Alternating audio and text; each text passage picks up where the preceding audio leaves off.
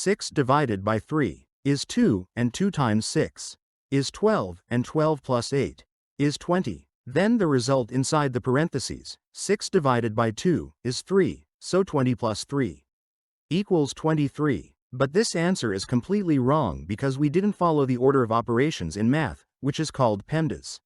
The rule that comes to our aid here is the PEMDAS rule. PEMDAS is a simple way to remember the order of mathematical operations. The letter P stands for parentheses. The letter E stands for exponents. The letters M and D stand for multiplication and division. And finally, A and S stand for addition and subtraction. So in short, parentheses, exponents, multiplication and division, then addition and subtraction. According to the PEMDAS rule, we must first solve the operations inside the parentheses. 6 divided by 3 is 2, and 2 times 6 is 12.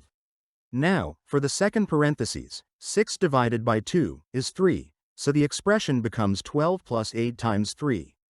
Now we have addition and multiplication has higher priority than addition, so 8 times 3 is 24, and finally 12 plus 24 equals 36. Now let's solve a more complex problem. The question is, 5 squared plus 40 divided by 5 times 8. According to the PEMDAS rule, we first solve the exponent, so 5 squared is 25.